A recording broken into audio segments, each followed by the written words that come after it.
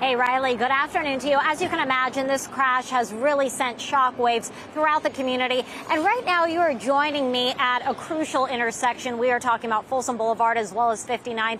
And this is something that the road advocate I spoke with say this is a troublesome road. This is where we're talking about a lot of cars, and it can become pretty dangerous. But I want to go ahead and break down this specific crash that we're talking about, because at the end of the day, a 12-year-old ended up getting injured in this specific crash. This student was just using the crosswalk.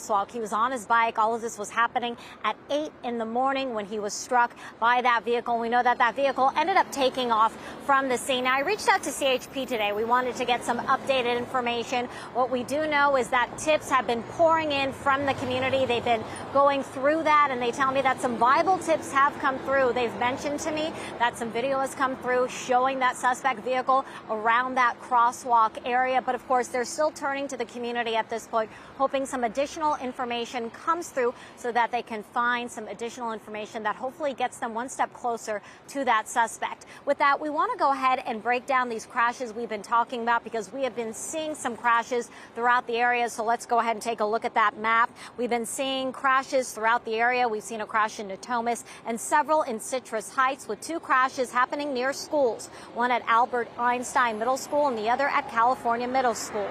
Now, right now, California Highway Patrol is looking for the driver of this vehicle, and they're asking members of the community to reach out with them with any information that could help with the investigation. The Albert Einstein Middle School student was riding his bike Thursday morning when he was hit. This happened at the 9000 block of Morandi Drive. The driver who hit him took off from the scene. Now, we also reached out to the school district asking if they had made any interim changes in the meantime. They told us they did not have that information handy. We connected with road safety advocate Isaac Gonzalez, who told us when crashes like this happen, it's imperative the road is quickly assessed and temporary measures are put in place to help with safety. Gonzalez says visual barriers have a tendency to cause more crashes. In my observations from some of the footage that I've seen of that crosswalk, it appears that parents who go to school there park right up into the crosswalk. There should be a buffer there.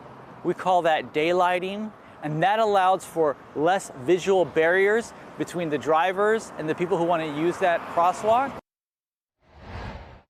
As we are mentioning, CHP is still trying to track down the suspect, so anyone with information is urged to reach out to them. As far as that student, we asked them, how is he doing at this hour? Now, they weren't able to comment on whether he's been released or not, but said that he's expected to be okay. Reporting live from Sacramento, covering local news that matters, Claudette Stefanian, Fox 40 News.